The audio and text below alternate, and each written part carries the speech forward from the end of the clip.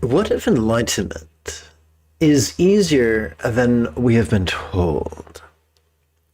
Consider, if you will, Sturgeon's law, that 90% of everything is crap, including meditation teachers. When we reread the 81 poems of the Tao Te Ching, we see a pattern. We see that there are some people who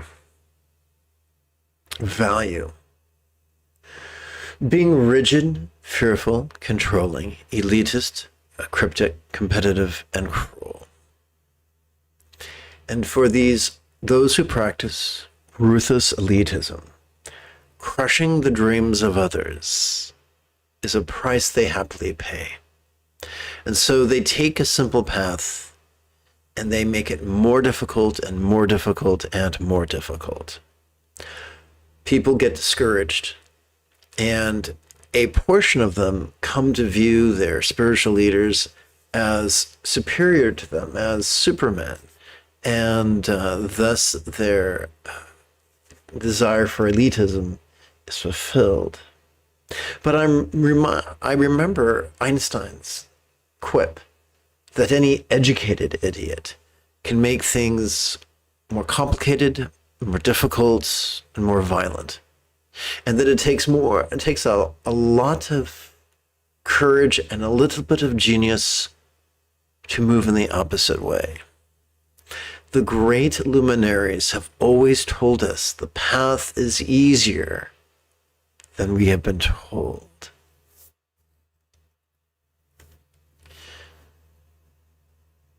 Consider, if you will, the phrase higher consciousness. That infers there's a lower consciousness, and that infers there's a spectrum. A yellow brick road, if you will, Dorothy. But what if consciousness was not a spectrum? What if our job was not to swap one thought for another thought, one emotion for another emotion, one memory for another memory?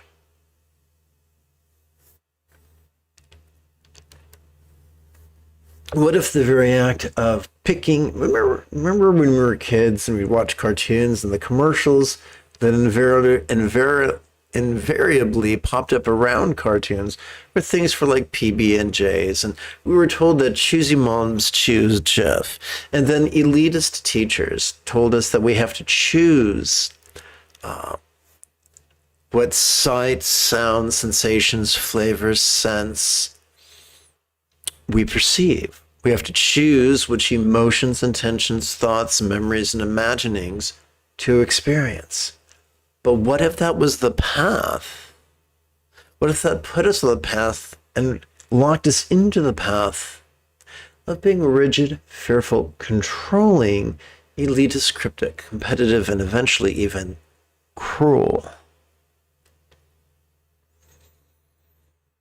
What if the easier path was also the safer path, was also the more beneficial path? Our job is not to select thoughts. Our job is to own our experience in the moment.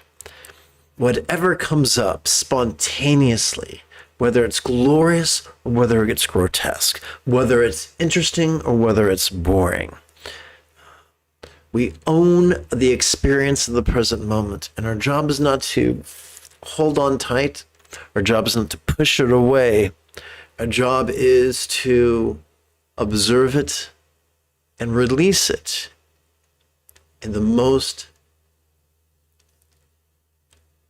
beneficial way. Our job is not to select thoughts, but to liberate whatever comes up, whether it's glorious, whether it's grotesque. That is exactly why we meditate. And I'll explain that meditation in detail after we together as a class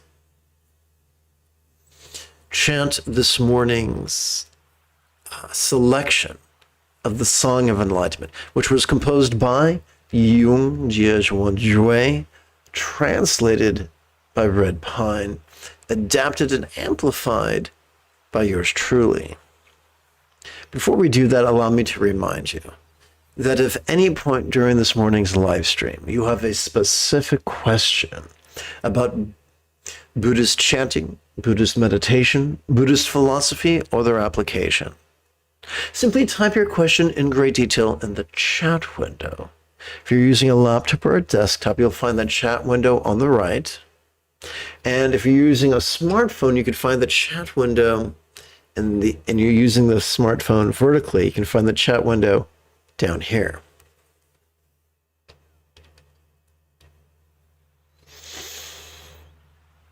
Together, let's chant. What the mind creates, the body suffers or injures. No need to claim injustice or shift the blame.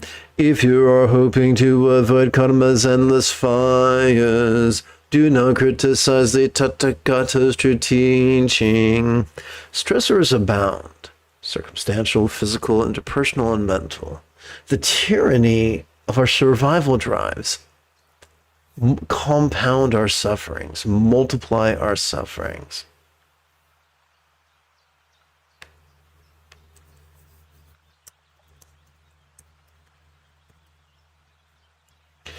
The relief we seek comes not from fatalism, but from mindfulness and meditation.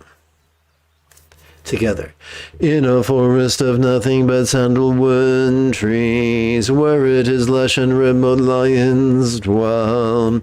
In the sylvan wooded quiet they roam where they will. Other beasts, even birds, keep the distance. Ordained or laity, people are people. Some are wise and kind, many are dull and cruel. Together, lion cubs all trail behind. By the time they are 3, they can roar. Foxes who follow the Dharma king. After lifetimes of mischief, they can only yap. In an interdependent universe, we are molded by a sage into a sage, or a fool into a fool. So choose your teachers carefully.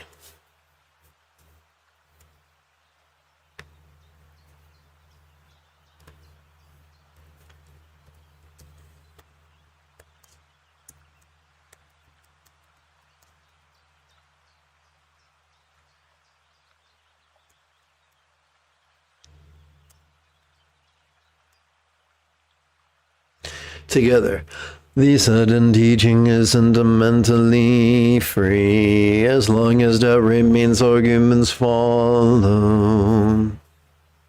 Centered spontaneity's path of mindfulness and meditation neither plays favorites nor holds grudges. All who live in harmony with their autonomic nervous system reap the same benefits. The rigidity of certitude is not an antidote to fear, but rather a dead end. Better it is to bring spontaneous arisen anxiety into the path of noticing and releasing. This mountain monk is not just banging his drum. He cares who might fall into the nothing or forever trap. The author of this root text assures the reader that his primary goal is not wealth, power, or prestige, but rather the well-being of the reader. That they might be free of the two extremes of the rigidity that clings to the certitude of either the existence or non-existence of future lives. For all rigidity is poison. Together. No or not, no, yes or not, yes. To miss by an inch is the same as 1,000 miles. Yes, and no dragon maiden certainly became a Buddha. No, and soon Nakshatra fell into hell alive. It is not too difficult to deceive ourselves or others, playing the role of a great sage while still a fool.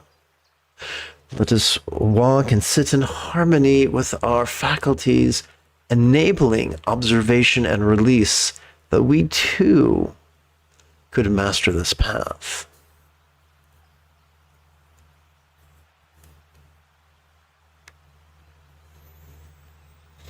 So I look forward to sharing the essence of meditation instructions and actually practicing with you, which we will do after less than 1 minute of housekeeping. This is Lama Jigme Gyatso of the Buddha Joy Meditation School. I've spent more than half my life studying, practicing, and reverse engineering the teachings and practices of each sect of Buddhism so that I could play the Yoda, so that I could play the Luke Skywalker to your General Leia Organa, so that you could quickly and easily become the person that your dog already thinks you are. Welcome to Meditate Like a Jedi, which is made possible due to the generosity of viewers just like you.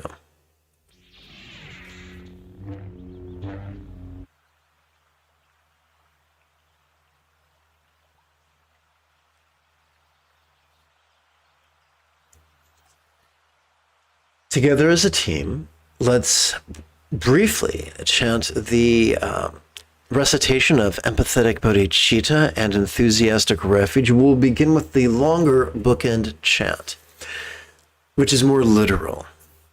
May I liberate all beings from the tyranny of hating, grieving, and clinging, by relying on thee. Buddha's example, instructions, and students. So this is literal, but metaphorically, these three things, the Buddha's example, the Buddha's instructions, and the Buddha's students, have earned they're so powerful, they're so useful, that they've earned the nickname, the metaphoric nickname of the three wish-fulfilling jewels, which are kind of like Aladdin's lamp. So now we're going to perform our final pre-meditation chant. The same ideas we just chanted, but in a concise, figurative manner, using the bookend chant. May I liberate all beings by relying on the three jewels. May I liberate all beings by relying on the three jewels. May I liberate all beings by relying on the three jewels.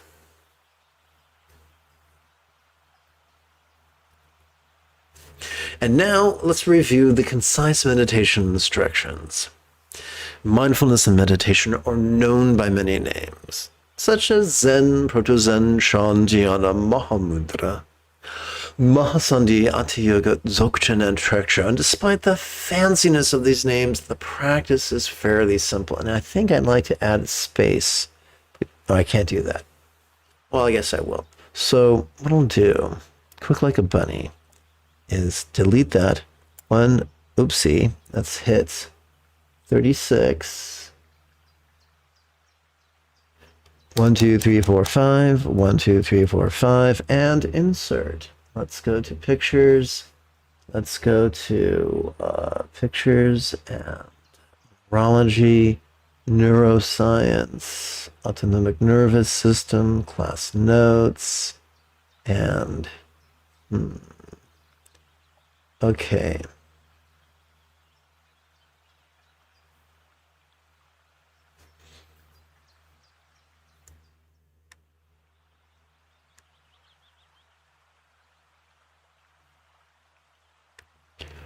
Insert pictures, sympathetic nervous system.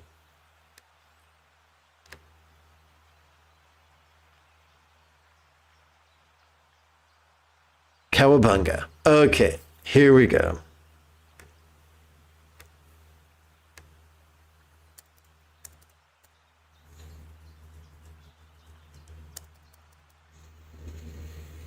Okay, so the key to mindfulness is really simple. You see, every time we inhale, whether we know it or not, we access the sympathetic nervous system, which is wired not for active concentration, but instead to simply perceive and to do so vulnerably, passively, viscerally, and randomly. Therefore, during each inhalation, one of the most efficient things we can do is silently and mentally recite this demonstrative pronoun, this. Or we can recite its 3-syllable cousin, notice this, or its 12-syllable big brother, perceiving this very turbulent play of mind. Yes, yes, yes. Many people will tell you you're not supposed to have a monkey mind. But the teachers of Dzogchen are like, of course you have a monkey mind. So what are some of the antics of mind? As I mentioned during the lesson, mind sees, using its organs, mind sees, hears, feels, tastes, smells, and the like. Mind also emotes, intends, reasons, recalls, imagines, and confabulates. Well, we can notice all sorts of things. We can notice the external, the internal, the physical, the mental, the pleasurable, the painful. We can notice the interesting, the boring, the glorious, and sometimes the grotesque, especially if you watch the news. So what do we do with this stuff? Well, we meditate. Let's demystify meditation. Every time we exhale, whether we know it or not, we access our parasympathetic nervous system, which is wired for both physical relaxation, physical relaxation as well as mental release. So the most efficient way to meditate is simply to silently and mentally recite the 1-syllable verb ease during each exhalation. But we don't have to limit ourselves to just that one variable or that elective. We can choose the 3-syllable version, which is relaxing, or we can choose the Mondo 12-syllable version, which is relaxing into mind's non-graspable nature. Here's a really cool thing. Despite the ravings of fundamentalists, it's not our job to superstitiously and rigidly believe that mind has a non-graspable nature, nor to pseudo-intellectually somehow prove it has a non-graspable nature. You see, as yogis, we are comfortable with the idea that not all words are literal. Some are figurative. And non-graspable nature just describes how it subjectively feels when we relax into our exhalation, that as we relax into our exhalation, whatever we noticed during our previous inhalation can now strangely feel less solid, less permanent, less tangible, less threatening. So what I'd like to do with you right now is meditate as transformatively as General Leia Organa on Ajahn Kloss under the guidance of Luke Skywalker. Remember, the moment you have a specific question, type it in the chat window. And when I say specific question, I mean a specific question about Buddhist meditation, Buddhist philosophy, or how to apply them. This really isn't the venue to explore, why the sky is blue or why grass is green. So together as a team, let us begin with the 12-syllable exercises of mindfulness and meditation.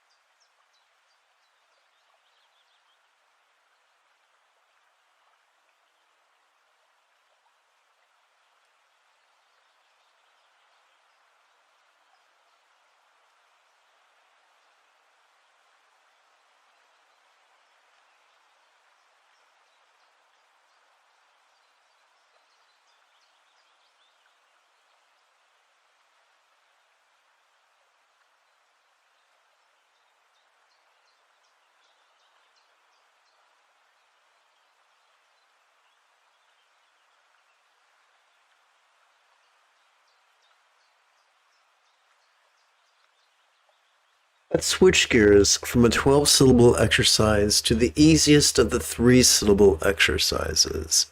Notice this. Relaxing.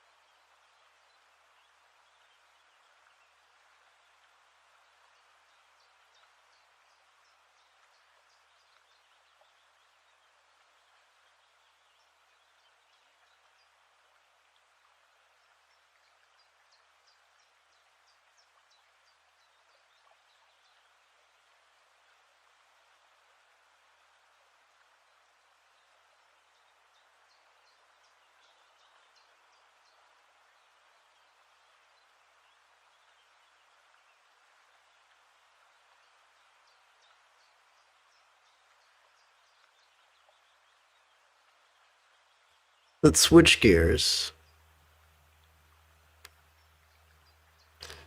from notice this, relaxing, to wandering, cessation. We're doing the same thing, we're just noticing and relaxing, but we're playing with different words.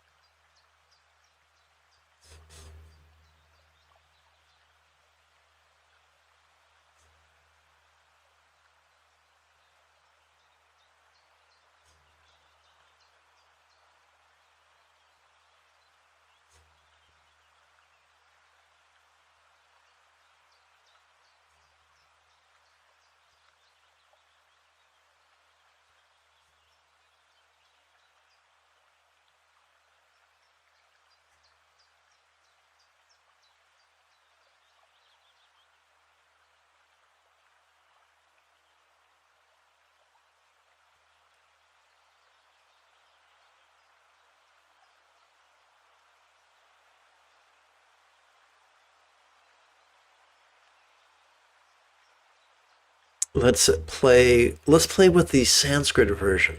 Let's replace the word wandering with the word samsara. Let's replace the word cessation with the Sanskrit equivalent nirvana. So basically we are demystifying things. We're making things less spooky and less scary.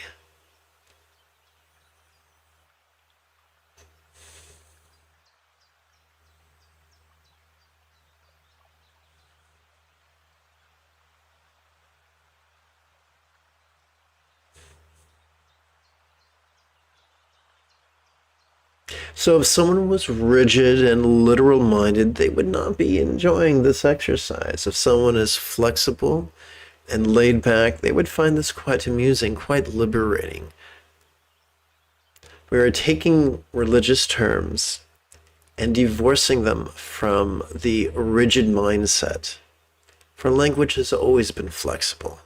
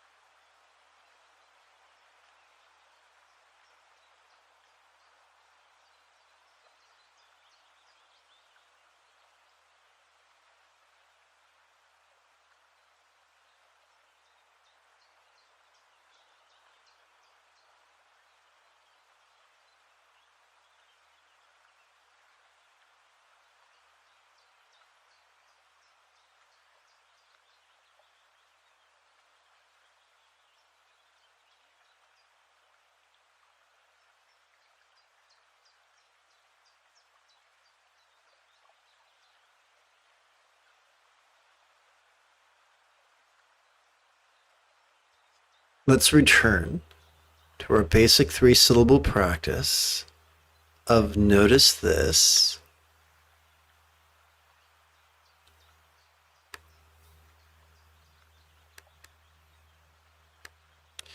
and relaxing.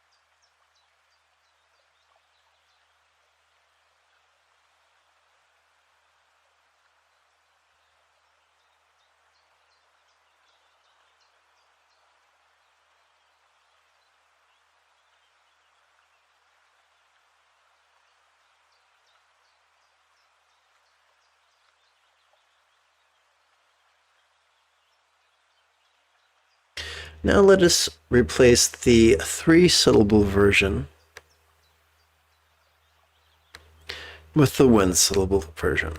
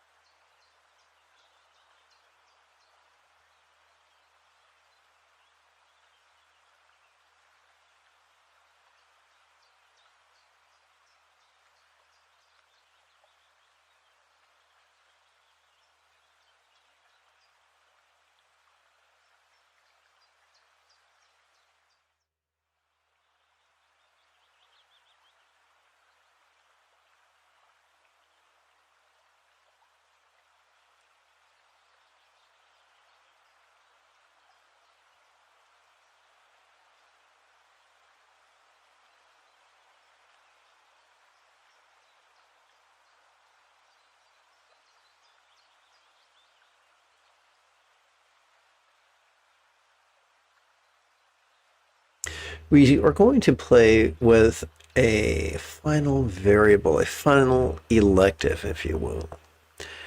In Buddhism, there are many philosophies. One of them is the mind-only school. Think of it this way.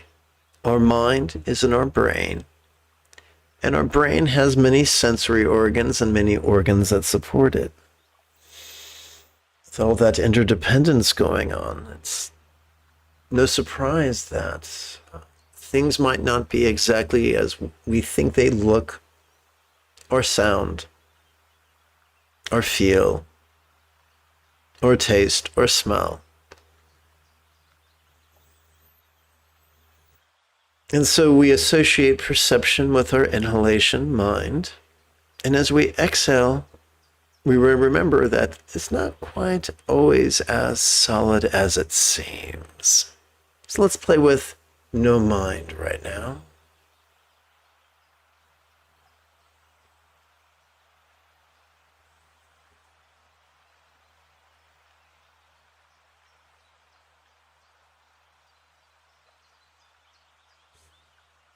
No mind, or mind only, can be illustrated with the following tale.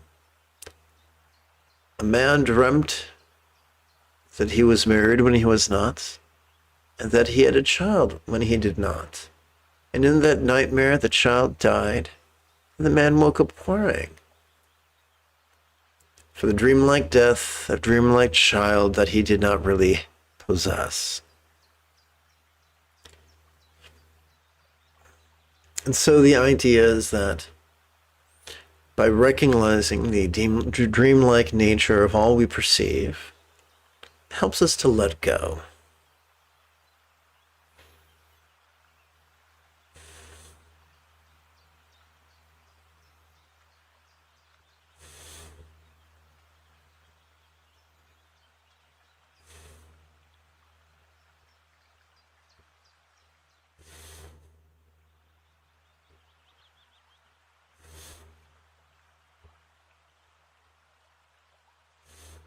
We live in the future, don't we? We live in, people have jobs where they interface with people they've never met in public.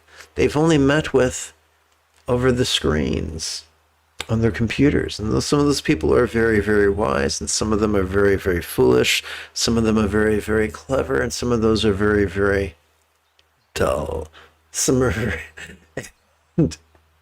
even though they seem to exist two-dimensionally upon the screens of our laptops, we still interface with them. It's a wild time, isn't it?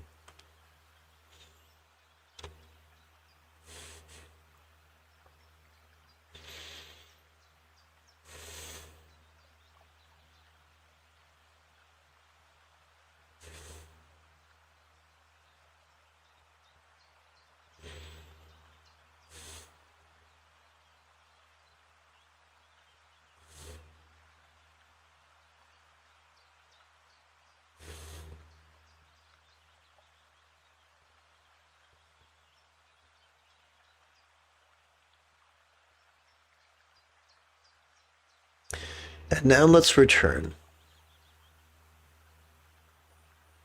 to our go-to practice of this ease.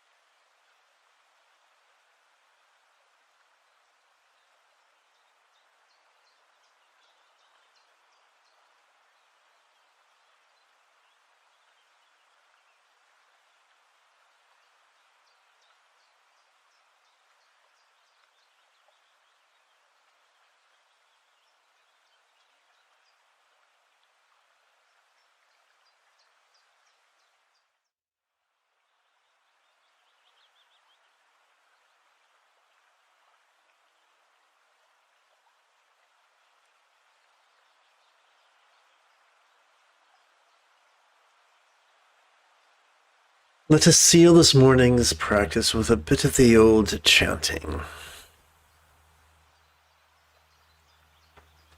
Beginning with kind ethics and concluding with the 4 immeasurables.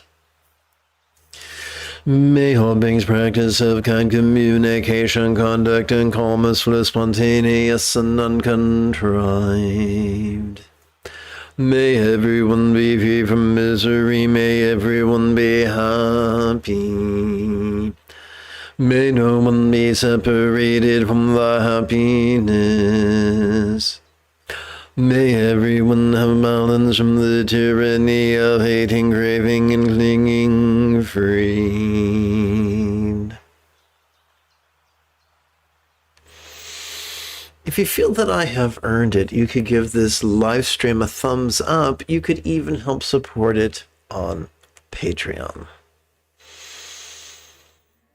In approximately 10 3/4 hours, I would very much like to return to lead today's evening meditation class and group practice.